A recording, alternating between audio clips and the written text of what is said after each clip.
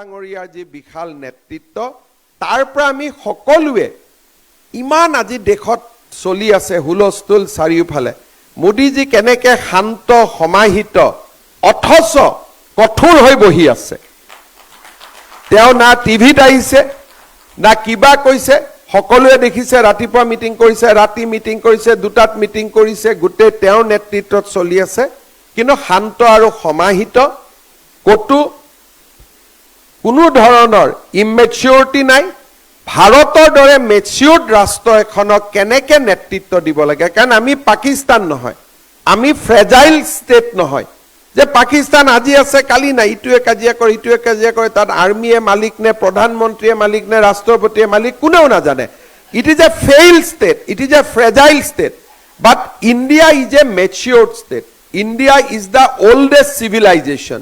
গতিকে কালি কোনোবাই কৈছে শ্বাহবাজ শ্বৰীফে এনেকৈ কৈছে শ্বাহবাজ শ্বৰীফে যিটো কৈছে এইটো নৰেন্দ্ৰ মোদীয়ে কৰিব নোৱাৰে কাৰণ he is a prime minister of a failed state and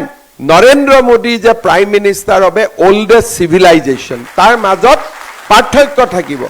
আৰু আমি বিজেপিৰ মানুহখিনিয়ে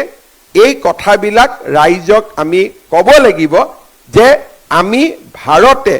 এতিয়া এটা এনেকুৱা পৰ্যায়ত গৈ থিয় হৈছোঁ যে বহু ৰাষ্ট্ৰই আমাক অনুসৰণ কৰে এতিয়া আমি কাকো অনুসৰণ কৰাৰ কথা নুঠে আজি তিনিজন ডিজিএমৱে যে আমি কেনেকৈ এটাকৈ মাৰিলোঁ এতিয়া আমি ভাৰতত আছোঁ পাকিস্তানে কৈছে আমি ভাৰতক ক্ষতি কৰিলোঁ কিন্তু আমিতো সকলোৱে জানো নিজৰ দেশতে বহি আছোঁ কাৰোতো একো ক্ষতি হোৱা নাই অহা যোৱা চব ধুনীয়াকৈ চলি আছে যদি পাঞ্জাবতো কিবা ক্ষতি হ'লতেন জম্মু কাশ্মীৰতো কিবা ক্ষতি হ'লতেন এজন হ'লেও মানুহৰতো ৰিলেশ্যন থাকেই খবৰটো আহিয়ে গ'লহেঁতেন সকলোৱে জানে যে ড্ৰোন আহিছে আকাশতে নিপতি গৈছে ইয়াত মাটিত পৰা কোনো কথাই নাই কিন্তু আমাৰ ড্ৰোন আমাৰ মিছাইল যে মাটিত পৰিছে জানাজাৰ ফটোবিলাকেতো প্ৰমাণ কৰি দিছে ভাৰতততো জানাজা হোৱা নাই ভাৰতততো শ্মশানত কোনো অন্ত্যেষ্টিক্ৰিয়া হোৱা নাই সেইকাৰণে আমি জানা কথাটো যিটো আমি চকু দি দেখি আছোঁ সেই কথাখিনি আমি ৰাইজৰ আগতো ক'ব লাগিব মোদী ডাঙৰীয়াৰ নেতৃত্বত আমি আগবাঢ়ি যোৱাৰ সংকল্প গ্ৰহণ কৰিব লাগিব আজিৰ দিনটোত আমাৰ ৰাষ্ট্ৰীয় সভাপতি জেপি নাড্ডা ডাঙৰীয়া আমাক সততে মাৰ্গদৰ্শন কৰা গৃহমন্ত্ৰী অমিত শ্বাহ ডাঙৰীয়া আৰু আমাক সদায় প্ৰেৰণা যোগোৱা বিএল সন্তোষ ডাঙৰীয়াকো আজি আমি অভিনন্দন জনাইছোঁ যদিও ৰিজাল্ট আধা হৈ আছে অহাকালি আমি সকলোকে ডেফিনেটলি ভালকৈ আৰু আমি কৃতজ্ঞতা জনাম আজি আমি সকলোৱে প্ৰাৰ্থনা কৰিম যাতে যিটো টিভিৰ স্ক্ৰীনত দেখি আছোঁ সেইটোৱে যাতে ৰিজাল্ট হয় আৰু তাতকৈ অলপ বেছি হয় ইয়ে দিল মাঙে মোৰ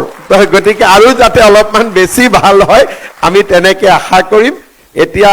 আজিকালি আমি নকওঁ যে কিমান আমি জিকিম কিন্তু মই মনতে সদায় ভাবি আছোঁ যে আমাৰ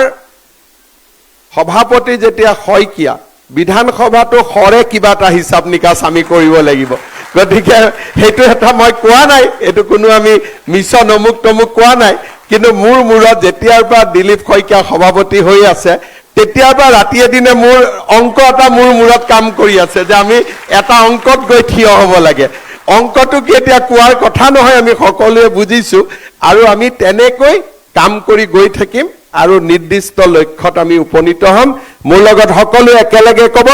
ভাৰত মাতা কি নৰেন্দ্ৰ মোদী জেপি নাড্ডা অমিত শ্বাহ দিলীপ শইকীয়া আমাৰ কাৰ্যকৰ্তা বহুত বহুত ধন্যবাদ ডক্টৰ হিমন্ত বিশ্ব শৰ্মা ডাঙৰীয়া গতিকে এতিয়া আমি মুখ্যমন্ত্ৰী মহোদয়ক বিদায় দিম राजू जी आपको भी